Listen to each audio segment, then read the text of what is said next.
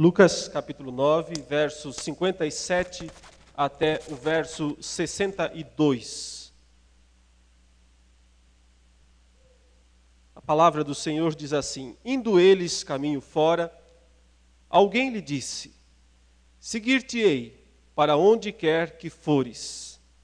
Mas Jesus lhe respondeu: As raposas têm seus covis, e as aves do céu ninhos, mas o Filho do Homem não tem onde reclinar a cabeça. A outro disse Jesus: Segue-me. Ele, porém, respondeu: Permite-me ir primeiro sepultar meu pai. Mas Jesus insistiu: Deixa aos mortos o sepultar os seus próprios mortos. Tu, porém, vai e prega o reino de Deus. Outro lhe disse: Seguir-te-ei, Senhor, mas deixa-me primeiro despedir-me dos de casa. Mas Jesus lhe replicou: Ninguém que, tendo posto a mão no arado, olha para trás, é apto para o reino de Deus. Até aí, meus irmãos e irmãs, a leitura da palavra de Deus. Finalizamos assim o capítulo 9 do Evangelho de Lucas, o capítulo que é o que trata de forma mais abrangente sobre o discipulado, sobre a vida de um discípulo. Lá no início, vocês devem estar lembrados, o Senhor Jesus convocou, diz lá no versículo 1 do capítulo 9, tendo Jesus convocado os 12, deu-lhes poder e autoridade sobre todos os demônios e para efetuarem curas. Também os enviou a pregar o reino de Deus e a curar os enfermos.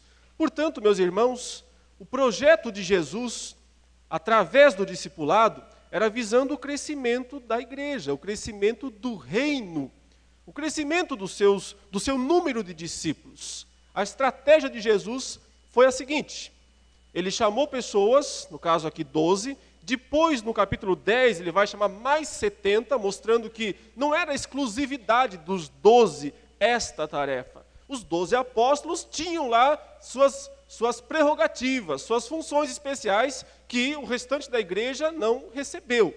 Mas como Jesus também chamou mais 70 pessoas lá no capítulo 10, então mostrou que o discipulado e a responsabilidade discipular é prerrogativa da igreja inteira, e não apenas dos 12 apóstolos.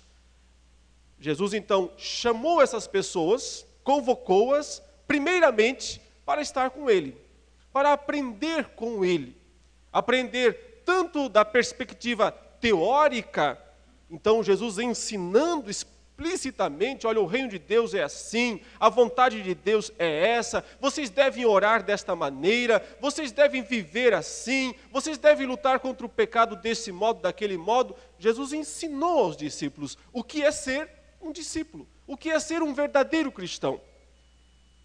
E então os enviou para que eles pudessem representá-lo, testemunhá-lo, falar coisas a respeito dele para o mundo, para as pessoas. No caso lá, naquela região da Galileia, onde havia muitas pequenas cidades. A gente lembra de algumas assim de cabeça, não é? Cafarnaum, Betsaida, cidades da Galileia, Nazaré, ficavam numa região bem populosa, mas cidades bem pequenas. O trabalho era grande, porque eles precisavam ir de cidade em cidade. Claro, andando a pé, andando com jumento no máximo. Precisavam ir de cidade em cidade, dizendo: nós queremos falar para vocês a respeito de Jesus Cristo, o profeta da Galileia, o profeta de Nazaré. Fazendo isso, eles despertavam o interesse das pessoas daquelas vilas, daquelas cidades pequenas, para ouvir mais de Jesus. Então Jesus ia para aquelas cidades. Ele ia para as cidades que eles, ou seja, onde ele seria bem recebido. Tanto é que ele disse: olha, se vocês chegarem a alguma dessas pequenas vilas, cidades, ou mesmo uma casa, e as pessoas não quiserem receber vocês, é a mim que eles não querem receber. Então, vocês podem sair de lá e bater, chacoalhar o pó tirar o pó das sandálias de vocês e irem adiante, sigam em diante, vão procurar outros lugares, outras casas, outras cidades, e deixem essas. Mais rigor haverá para essas do que em Sodoma e Gomorra no dia do juízo. Então, por terem rejeitado a oferta do Evangelho, a oferta da salvação. O projeto de Jesus, então, para fazer a sua igreja crescer, não era usar grandes ajuntamentos. Os ajuntamentos aconteciam, mas Jesus mesmo percebeu que não davam muito resultado. Por que não davam muito resultado? Porque geralmente quando as multidões se reuniam ao redor de Jesus, elas estavam ali por curiosidade e também por algum benefício. Desejando, quem sabe, uma cura, Jesus realizava muitas curas, uma libertação, algo nesse sentido, ou até mesmo como ele criticou ao pessoal depois que ele multiplicou os pães e os peixes, lá em João capítulo 6, mais para frente ele vai para um lugar, a multidão vai lá atrás, ele diz assim, vocês estão aqui, não é pelo pão do céu, vocês estão aqui pelo pão da terra, vocês querem isso, né? Então Jesus sabia que as reuniões de grandes multidões nem sempre eram muito produtivas para firmar as pessoas na fé. Mas o relacionamento de 1 a 1, de 2 a 2, isso sim trazia grande resultado. Por isso que ele escolhe então depois dos 12, mais 70 discípulos e diz, vão de 2 em 2, passem de cidade em cidade, de vila em vila, e lá vocês falem a meu respeito, e então depois eu irei também para essas cidades. Por isso, meus queridos irmãos, nós não precisamos inventar coisas, nós não temos que ir atrás de novidades, de projetos megalomaníacos para fazer a igreja crescer verdadeiramente. Nós só precisamos seguir o que foi proposto por Jesus Cristo. Seguir este caminho simples do discipulado. Observe que Jesus não quis ele fazer toda a obra sozinho. Ele poderia, ele é Deus, ele é todo poderoso, ele poderia dar um clique com o dedo e todo mundo vir ali e se prostrar diante dele. Ele preferiu, ele não quis fazer ele próprio a obra toda sozinho. Ele quis que pessoas se envolvessem nesse trabalho, pessoas participassem disso. É por isso que nós temos dito que o discipulado é uma tarefa da igreja inteira. Não é uma tarefa só dos líderes. Não é uma tarefa só daqueles que têm formação teológica. É uma tarefa de cada membro da igreja, de tentar levar adiante, mas levar adiante de maneira consistente o Evangelho de Jesus Cristo. Porque às vezes a gente faz um evangelismo meio assim, desconectado da vida das pessoas. Não tenho nada contra entregar folhetos. Olha, entregue quantos puder, 5.000, 10.000, 20.000 folhetos, se for o caso. Não tenho nada contra que se entregue folhetos. Mas às vezes o simples fato de colocar um folheto na mão de uma pessoa, lá no metrô, lá no ônibus ou no sinaleiro, vai produzir um efeito muito pequeno. É óbvio que se o Espírito de Deus quiser usar, Ele vai usar aquilo e Deus vai quebrantar o coração e vai haver conversão. Deus é todo poderoso, é soberano. Mas a experiência mostra que este tipo de abordagem acaba sendo pouco produtiva, esse tipo de abordagem. E a longo prazo, para a igreja local, não redunda em verdadeiro crescimento para a igreja local. Até porque você sabe, a pessoa pegou o seu folheto, ela leu, de repente, ela se converteu, mas aí ela não vai para a sua igreja, ela mora longe, está em outro lugar, nunca mais vai ver você na vida, e ela vai procurar outro lugar. Amém. Deus abençoe. Pode ser um caminho de Deus alcançar as pessoas, mas para a igreja crescer, nós precisamos de discipulado. Para a igreja crescer, nós precisamos de cada membro, todos os membros da igreja envolvidos nesse trabalho de levar adiante o Evangelho. Nós precisamos ser mais comprometidos com o Evangelho. precisamos ser mais comprometidos com a igreja.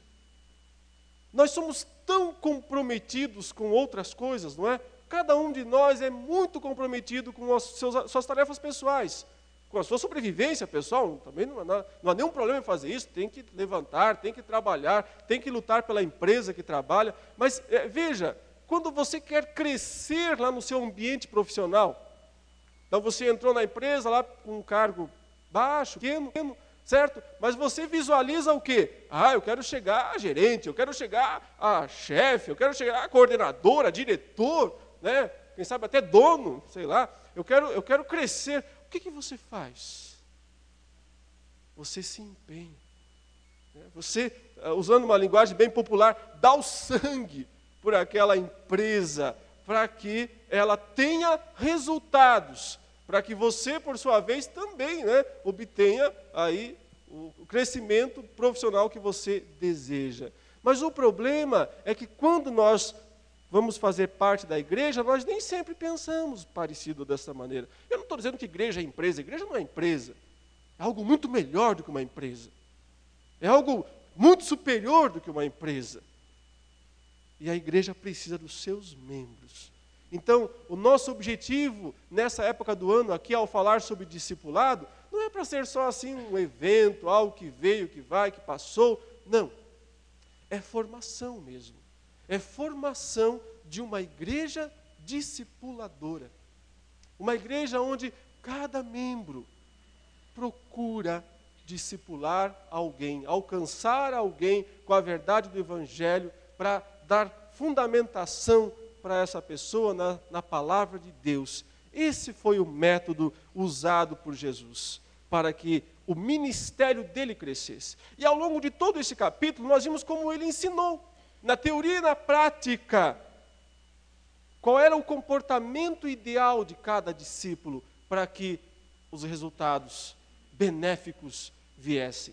E ao final desse capítulo, chegamos aqui nesses últimos versículos, lendo uma passagem muito conhecida nossa, muito conhecida. Mas talvez agora, depois de termos estudado todo o capítulo 9, essa passagem fique ainda mais interessante para nós. Porque é interessante que no final dessa história toda, desse treinamento que Jesus deu aos 12 discípulos em particular, e também, digamos, até certo ponto público, Jesus faz uma certa seleção de discípulos. Faz um pequeno vestibular de discípulos, um teste seletivo de discípulos. E ao final, reprova pelo menos 2, se não os 3. De 3 aqui, candidatos a discípulos que se apresentam para ele, 2 são claramente reprovados por Jesus, e o terceiro eu fico na dúvida, não sei, parece que também foi, mas não dá para ter certeza, você já vai entender por quê. Então, nós já entendemos aqui uma verdade bem, até certo ponto, diferente do que às vezes se imagina a respeito da vontade de Jesus de ter discípulos, certo? Porque, sabe, nós às vezes pensamos que Jesus está assim meio desesperado, querendo arrumar discípulos para si. Não sei se às vezes isso não é uma falha nossa, até mesmo no apresentar Jesus Cristo. A gente às vezes apresenta Jesus Cristo para as pessoas, assim como se Jesus estivesse desesperado para que a pessoa o aceite. Nós até usamos muito essa palavra, ela não é errada. Olha, aceite a Jesus. Ela não é errada, não é? As pessoas precisam aceitar a Jesus como seu Senhor e como seu Salvador, mas precisam entender o que significa isso. O que significa realmente isso. E entender também que não só elas precisam aceitar a Jesus, mas que Jesus precisa aceitá-las. Porque se Jesus não aceitá-las, elas vão ficar de fora. Vão ficar de fora do grupo de discípulos de Jesus. Então, observe como nesse texto, o Senhor Jesus testa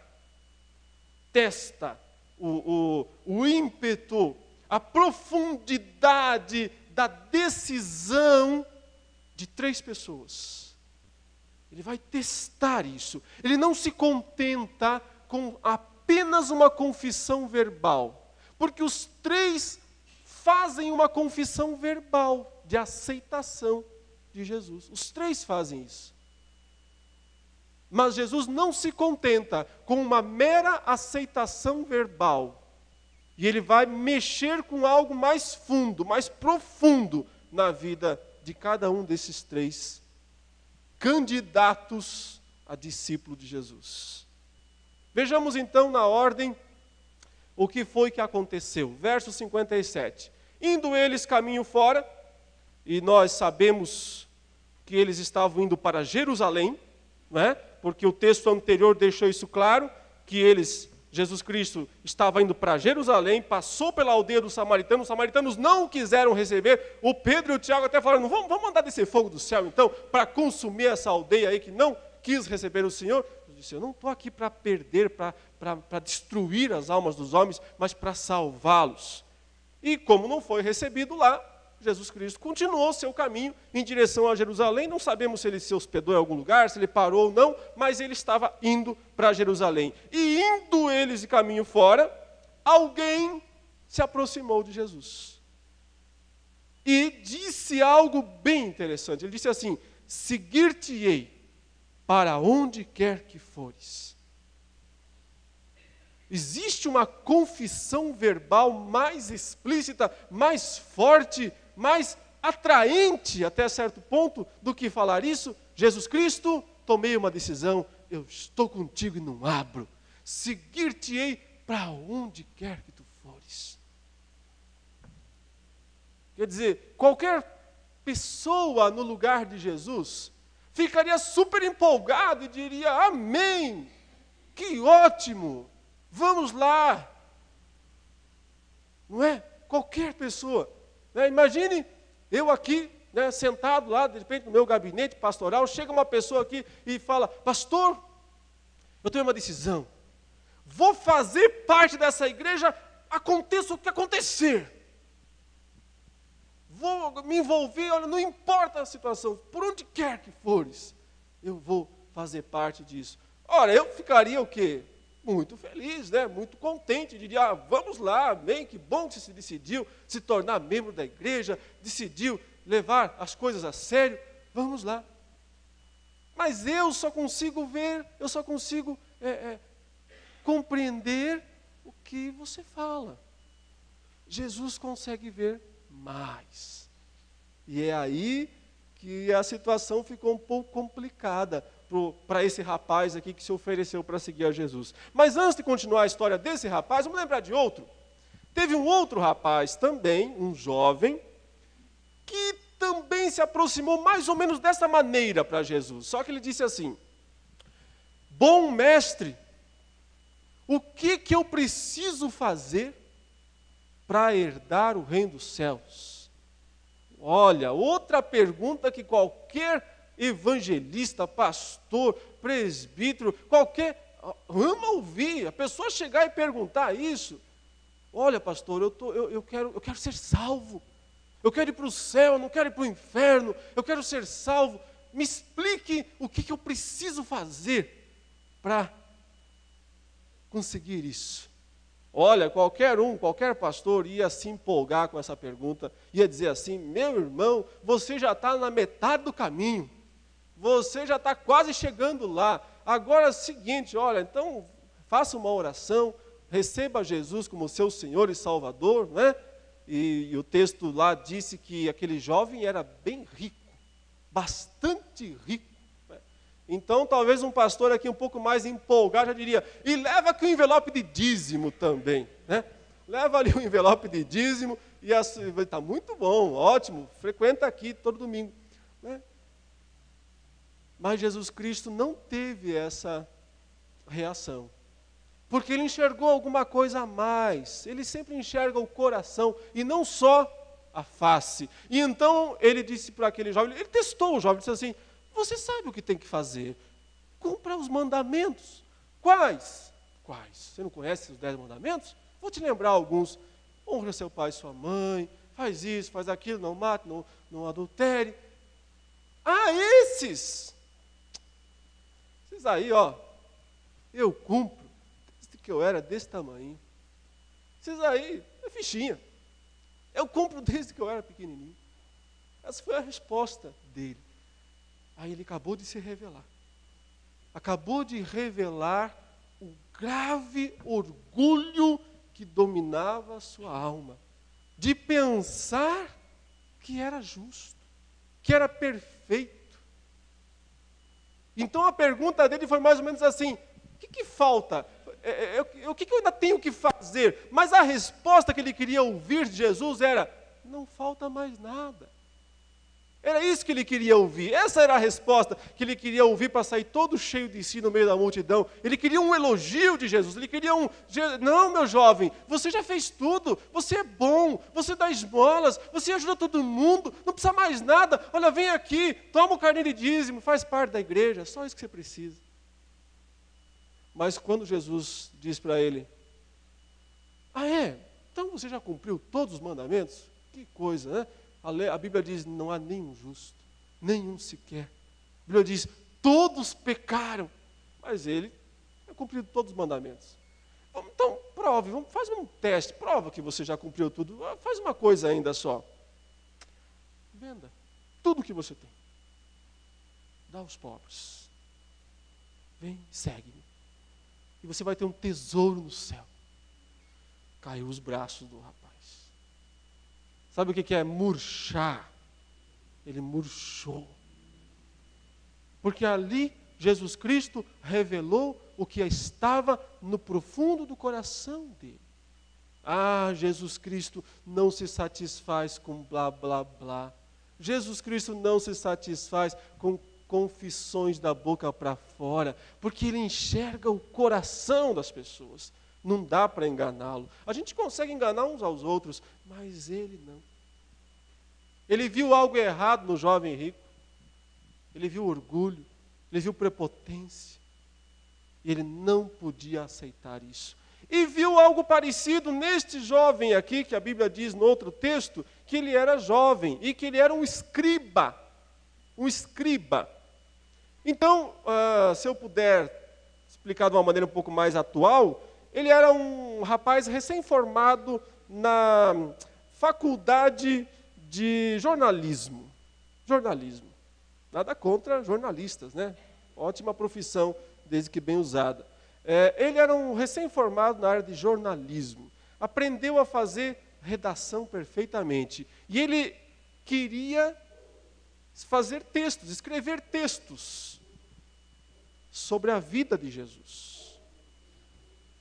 Então o que ele queria mesmo era um emprego. O que ele queria mesmo era uma função no seguir a Jesus. É por isso que Jesus olha para ele e diz: ah, você quer vir comigo e vai me seguir por onde quer que eu for? Legal, mas saiba de um negócio, compreenda bem uma coisa aqui. Verso 58, mas Jesus lhe respondeu: as raposas têm seus covis, e as aves do céu ninhos, mas o Filho do Homem não tem onde reclinar a cabeça. Jesus disse assim: o problema, meu jovem, é que se você está pensando em me seguir para ter alguma vantagem financeira nessa história, é o seguinte, eu estou mais pobre do que as raposas. Eu estou perdendo até para as aves. Porque as aves têm seus ninhos, elas andam para lá e para cá durante o dia, mas à noite elas têm onde dormir, está lá o ninho delas, prontinho. As raposas, mesma coisa, elas têm lá o covilzinho que elas fazem para dormir tranquilo. Eu não tenho. Quer me seguir? Vai ter que dormir ao relento. Quer vir comigo? Por onde quer que eu vou por lugares complicados. Você vai ter que ir comigo, me acompanhar.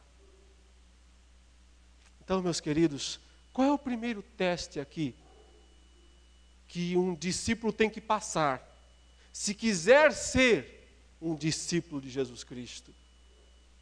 Ele tem que escolher Cristo antes do conforto pessoal. Ele tem que preferir a Cristo acima do bem-estar, da casa boa, do dinheiro, do emprego. Cristo tem que ser mais importante do que toda esta área financeira da nossa vida, que também é importante, que não é desprezível, que Deus deseja usar também para a glória dele, mas que não pode, mas que não deve ocupar o lugar dele na nossa vida. Esse é o primeiro teste. Quem não consegue amar mais a Jesus do que ao dinheiro, está fora. Está fora do reino de Deus. Pode ser que esteja no grupo de discípulos, seguindo, andando para lá, andando para cá, achando que faz parte, mas foi reprovado por Cristo. Não passou no teste seletivo de Jesus. Não fará parte dos verdadeiros discípulos de Jesus. Esse foi o primeiro teste aqui para ver quem vai e quem fica. Quem segue com Jesus e quem fica. Ora, meus irmãos, o caminho de Jesus era para Jerusalém, ele ia para a cruz, ele ia para ser morto. Ele não queria ninguém do seu lado querendo vantagem pessoal, pensando em ter uma casquinha, uma boquinha na história. Ele queria gente disposta a ir com ele para onde que fosse possível, e até onde a cruz, é onde ele ia. Ele queria gente disposta a ir até a cruz com ele. Por isso, esse jovem aqui foi reprovado. Recebeu lá um R de reprovado e ficou fora da história. Mas então entra na história um segundo candidato a discípulo, e esse é especial. É especial porque o próprio Jesus o convidou. O primeiro se ofereceu. Jesus estava passando, ele chegou ali e se ofereceu. Mas esse segundo aqui é especial porque o próprio Cristo o chamou. E isso dá um destaque a mais para ele. Veja aí, verso 59. A outro disse Jesus. Foi Jesus quem falou. Segue-me. Então o próprio Jesus fala para esse rapaz, venha comigo. Ele, porém, respondeu, permite-me ir primeiro sepultar meu pai. Mas Jesus insistiu, deixa aos mortos sepultar os seus próprios mortos. Tu, porém, vai e prega o reino de Deus. Por isso que eu falei que desses 3 discípulos, um talvez tenha dado certo. 2 foram reprovados, o primeiro e o último. Mas esse do meio aqui, uma vez que foi o próprio Jesus que o chamou, talvez ele tenha ido, talvez ele tenha obedecido, mas a Bíblia não dá o final da história, então nós vamos ficar na dúvida. Mas o que nós não precisamos ter dúvida foi a respeito do erro que ele cometeu. Jesus chama e diz, venha comigo. E ele então põe uma condição para Jesus. Ele vai, ele está decidido aí, ele não disse não, ele não negou. Ele vai, mas ele põe uma condição. Se isso acontecer, se eu puder fazer isso, então eu vou seguir ao Senhor. E o mais impressionante é justamente que condição ele pôs. Porque ele disse que precisava sepultar o pai dele. Sepultar o pai. Ora, nós não sabemos, à luz da passagem, o que exatamente isso significava, porque pode significar 2 coisas. 2 coisas podem ser deduzidas a partir disso. Que ele queria um tempo bastante longo até esperar que o pai dele morresse. Talvez o pai dele já estivesse bem idoso, enfermo, enfim, não sei. E ele disse para Jesus o seguinte, olha, Jesus, quando meu pai morrer, daqui, sei lá, quando acontecer, então eu vou seguir ao Senhor. Então seria um tempo maior de espera. Ou talvez a coisa fosse mais dramática ainda, o pai tivesse acabado de morrer. E então, nesse caso, a situação se reveste ainda de maior dramaticidade, porque ele tinha que ter recebido a notícia agora mesmo. Senão ele não estaria ali, né? Se ele já sabia isso há algum tempo a mais, ele já estaria lá fazendo o sepultamento do pai dele. Como ele está ali ainda, provavelmente ele recebeu a notícia naquela hora. Alguém chegou ali, um servo, um irmão, um parente, alguém chegou ali e disse assim: seu pai morreu. O seu pai morreu. Ele leva aquele susto e diz: muito bem, eu preciso então ir embora. Nessa mesma hora Jesus diz assim: você aí, venha comigo. E aí ele diz: agora? Já? Nesse momento? Não, eu vou. Mas deixa-me primeiro ir sepultar meu pai. Bom, qualquer que fosse a situação, sob os dois aspectos, havia algum tipo de justificativa. A própria Bíblia nos manda que honremos pai e mãe. É um dos mandamentos de Deus, e com promessa para que te vá bem, para que prolongue os seus dias sobre a terra. Então, Deus quer que os filhos honrem os pais. Aliás, hoje é o dia dos pais, né? E que melhor oportunidade teríamos para falar sobre isso do que hoje. O valor que os pais têm na casa, na família, e o quanto eles devem ser honrados. O quanto eles devem ser respeitados. Eu não tenho dúvida nenhuma que o caos da vida moderna, do mundo atual, é pelo desrespeito que os filhos de hoje têm a seus pais. Aqui está a raiz do mal que domina o mundo hoje. O desrespeito. Porque é muito simples. O que diz o mandamento? Honra teu pai e tua mãe, para que te vá bem, prolongue os seus dias sobre a terra. Então, fazendo isso, né, cumprindo o mandamento de honrar o seu pai e a sua mãe, você vai ter uma vida boa também. Mas se você não fizer isso, não vai ter. Quando hoje os filhos ofendem, xingam, desprezam, não obedecem aos seus pais, eles estão se condenando a si mesmos a uma vida miserável e sem bênção de Deus. Portanto, não vamos confundir as coisas. Jesus Cristo não estava minimizando a importância que um pai tem para um filho. Não foi em hipótese alguma essa a intenção de Jesus. Qual foi então? Justamente mostrar que a pessoa mais importante na terra, e note, para o judeu, para o hebreu, a pessoa mais importante na terra é o pai. A pessoa mais importante que, nos tempos de Jesus, alguém considerava, era seu pai. A pessoa mais importante na terra é o pai. Mas a pessoa mais importante na terra é menos importante do que Jesus. Aí está o teste do verdadeiro discípulo.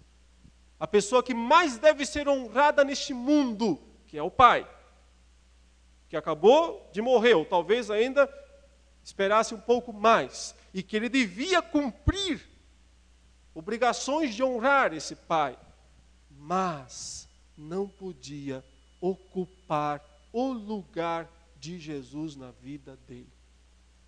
Percebe como o teste vai ficando mais difícil? O primeiro teste é não deixar o conforto, o bem-estar, o dinheiro, a riqueza ocupar o lugar de Jesus em nossa vida. O segundo teste é não deixar as pessoas, por mais importantes que sejam, por mais amadas que sejam, ocupar o lugar de Jesus em nossa vida. Porque o erro deste rapaz que disse, vou, mas tenho que fazer outra coisa antes, foi justamente dizer isso. Seguir-te-ei, claro, tudo bem, eu vou com você, mas permite-me ir primeiro sepultar o meu pai. A palavra primeiro, só usando isso como ilustração, né? Primeiro só serve para um em nossa vida. Primeiro não pode ser o conforto, o bem-estar. Primeiro não pode ser nem mesmo o pai, a mãe, a esposa, os filhos. Primeiro só se aplica a uma pessoa. E essa pessoa é Jesus Cristo. Esse é o ensino de Jesus, esse é o teste de Jesus. Ou seja, você está disposto a abrir mão de tudo para me seguir? É isso que ele espera de fato. E o terceiro aqui. Então a gente não sabe se esse segundo foi ou não. Jesus deu uma ordem para ele, olha, deixa os mortos sepultar os seus próprios mortos. É uma expressão meio forte, como se ele dissesse assim, eles já estão todos mortos. Então, Jesus sabe todas as coisas. Ele sabia que os pais, ou o pai desse candidato a discípulo, e os irmãos estavam todos mortos, espiritualmente falando. Então, ele falou, então estão todos mortos, deixa os mortos sepultar os seus próprios mortos. Tu, porém, vai e prega o reino de Deus. Então, ele deu uma ordem para ele, você vai lá e prega o reino de Deus. Então, talvez ele tenha ido, né? O texto não diz o final da história, mas talvez ele tenha ido. Mas o próximo não foi. Outro lhe disse, então volta ao mesmo caso do primeiro, mais um que se oferece, mais um que diz, eu quero seguir, eu vou seguir. Veja o que ele diz, seguir-te-ei, Senhor, mas deixa-me primeiro despedir-me dos de casa. Sabe aquela pessoa que dorme na hora da mensagem? Ou dorme na hora que alguém está falando alguma coisa, e ele acorda na hora assim e repete o mesmo erro do outro, fala a mesma bobagem do anterior? Então, temos um caso aqui. Porque Jesus acabou de dizer para um dos discípulos que falou, eu quero só ir lá sepultar meu pai primeiro. E Jesus disse, não. E o terceiro aqui fala a mesma coisa. E ele diz, eu vou te seguir, mas deixa-me ir primeiro, dar tchau lá para o pessoal lá em casa. Então, dormiu, né? Estava dormindo no sermão de Jesus. É perigoso dormir no sermão, né? Porque você pode perder alguma coisa muito importante, muito séria. Mas havia algo mais profundo aqui. Novamente, meus irmãos, Jesus, ele vê além das palavras. Tem que entender isso, tem que lembrar disso. Ele enxerga além das palavras, ele compreende o coração. Porque eu, novamente, não veria nenhum problema no pedido deste rapaz, né? Disse, eu só quero ir lá em casa dar tchau para minha mãe, dar tchau para o meu pai. Eu só quero dar um tchauzinho lá, me despedir, pegar uma trouxinha. E aí, eu vou seguir você. Eu não veria nenhum problema, se alguém vem e fala isso para mim, eu digo, tudo bem, então vai lá e faz o que precisa fazer, mas volta aqui daqui a pouco, tá bom? Tá bom. Mas para Jesus não deu certo isso, não serviu, então ele viu algo mais. Tanto é que o texto diz assim, no verso 62, mas Jesus lhe replicou, ninguém que tendo posto a mão no arado, olha para trás, é apto para o reino de Deus. Ele usa uma ilustração conhecida, principalmente dos os mais antigos, que viveram lá na roça, no interior, lá pela década de 70, 80. Né? Eu, obviamente, não vivi, porque sou muito mais jovem do que isso. Né? Não senti muita firmeza. Enfim, nesse período, o pessoal lavrava a terra, ou arava, né, a terra, com aquele arado manual, que era uma pá, uma espécie de uma pá, que se enfiava, então, na terra, e aí o condutor segurava aquele instrumento enfiado na terra e os bois, ou o cavalo, conforme fosse, puxava aquilo com corda. E aí criava um sulco, né? Abria uma valeta, criava um sulco no meio da terra, no meio onde se ia plantar. Depois eles iam lá, jogavam a semente dentro e cobriam. E aí nascia uma fileira, né, bonitinha, de milho ou de alguma outra planta. Então, a ilustração é bem interessante. Ele diz, olha, se você colocou a mão no arado, se você pegou o instrumento, se você olhar para trás, vai acontecer o quê? O seu trabalho vai ficar assim, ó. Ou seja, você vai desperdiçar todo o terreno.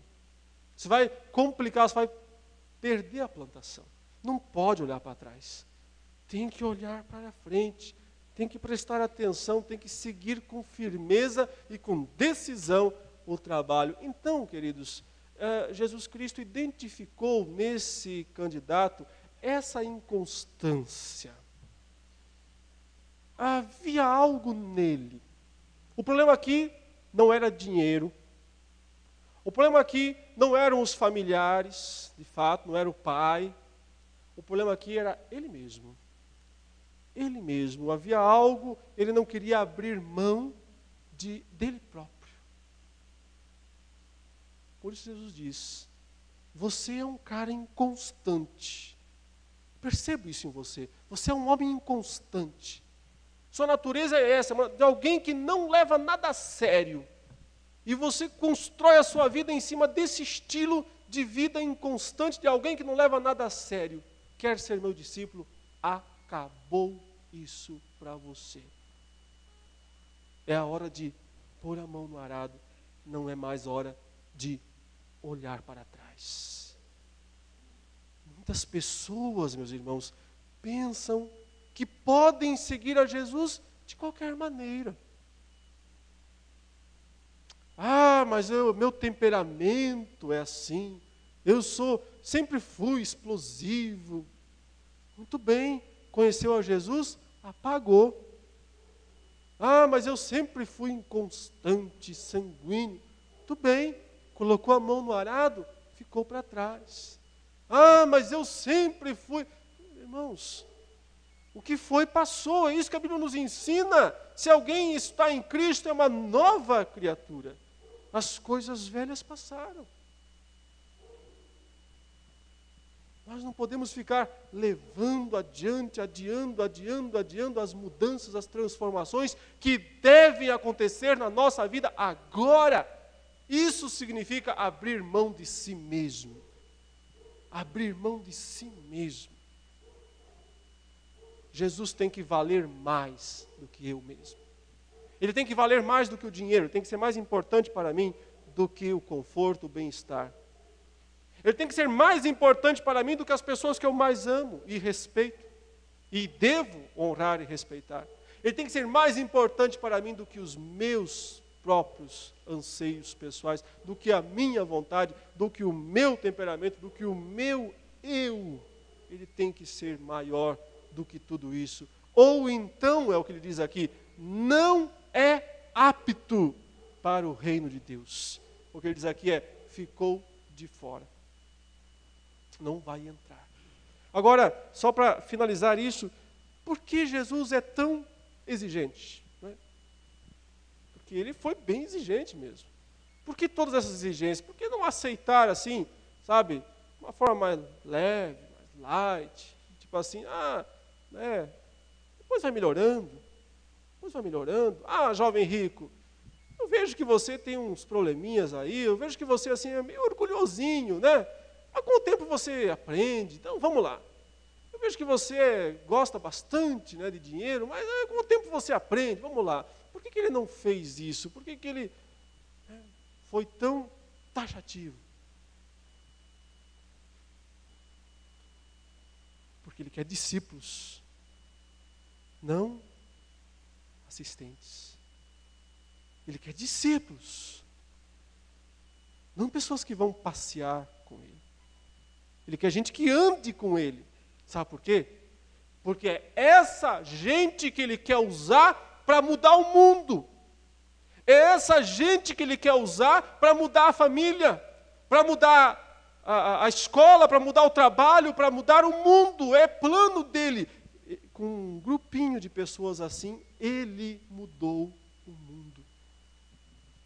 Mas pode ter 1 milhão de discípulos inconstantes que não muda nada. 1 milhão de discípulos que vão dizer sempre assim, primeiro aquilo, primeiro isso, primeiro o meu conforto, primeiro o bem-estar, primeiro a minha folga, primeiro o meu jogo, primeiro as minhas coisas. Pode ter 1 milhão de discípulos assim e não muda nada. Não transforma nada. Por isso que ele quer gente comprometida. Comprometida com Ele, com o reino dele. E tendo encontrado pessoas assim, em poucos anos, o mundo inteiro conheceu quem era Jesus Cristo. O mundo inteiro conheceu quem era Jesus Cristo. Mas hoje tem 2 bilhões de cristãos na terra e o mundo ainda não conhece quem é Jesus Cristo. Onde está o problema? Onde está a falha? A falha não está em Jesus, Ele é o mesmo, mas está nos discípulos, em nós mesmos. Aprendamos, meus irmãos, a colocar Cristo em primeiro lugar na nossa vida. Ele tem que vir antes do conforto, do bem-estar. Ele tem que vir antes das pessoas e antes de nós mesmos. E então nós vamos ver coisas extraordinárias acontecer na nossa vida e na vida das outras pessoas. Essa foi a grande lição que Jesus Cristo ensinou a respeito do discipulado. Ele não está pedindo perfeição, porque perfeição não há. E os próprios discípulos escorregaram muitas vezes. Os próprios discípulos que ouviram tudo isso falharam muitas vezes. Então, sim, essa carga do discipulado acaba sendo um pouco pesada para nós, mas lembremos, Ele está disposto sempre a nos perdoar as nossas falhas, os nossos escorregões. Nós não vamos ser perfeitos. O que Ele não pode aceitar é falta de disposição. Falta de disposição de segui-lo e de fazer o que é certo. Os erros, os escorregões, os deslizes acontecerão na nossa vida. Que nós somos humanos, somos falhos. E a graça dele não vai nos abandonar por causa disso. Continuará nos guardando e nos mantendo. Mas o que ele não pode aceitar são discípulos que não querem abrir mão. Que vão o tempo todo na sua vida colocar outras coisas. Outras prioridades. Depois, ou antes de Jesus Cristo. Pensa nessas coisas. Medita a respeito disso nessa semana. Visualize pessoas que você pode compartilhar a palavra de Deus. Não tenha vergonha de falar com elas. O máximo que você pode receber é um não. Jesus recebeu tantos nãos na sua vida. O máximo é um não. Não tenha medo, não tenha vergonha de compartilhar, de falar de Jesus, de ajudar as pessoas a conhecerem mais este Jesus Cristo que você conhece. Sempre pense isso, será que eu estou dando mais importância ao meu conforto, ao meu bem-estar do que a Ele? Será que estou dando mais importância às pessoas do que a Ele? Será que estou dando mais importância a mim mesmo do que a Ele? Então é uma boa maneira de corrigir, de adequar aquilo que precisa ser adequado na nossa vida para que sejamos verdadeiros discípulos de Jesus. Vamos orar? Curve a sua cabeça, feche os seus olhos. Ó Deus, nosso Senhor, nós somos falhos, ó Deus, somos pecadores. Nenhum de nós está à altura do que lhe é devido, do que devíamos servir ao Senhor. Somos todos falhos e limitados. Mesmo assim, a Tua graça tem sido abundante em nossa vida, não só nos perdoando, como também nos fortalecendo. Mas, ó Deus, agora que ouvimos essas verdades antigas e profundas da Tua palavra, que possamos levar isso com a máxima seriedade. Que possamos, ó Deus, capacitados pelo Teu Espírito Santo, de fato, na prática, honrarmos ao Senhor acima de todas as coisas. Amarmos ao Senhor acima de todas as coisas. Ajude-nos, ó Deus, na nossa falta de fé tantas vezes. Ajude-nos na nossa limitação de entendimento. Fortalece-nos com o teu Espírito Santo. Em nome de Jesus. Amém, Senhor Deus.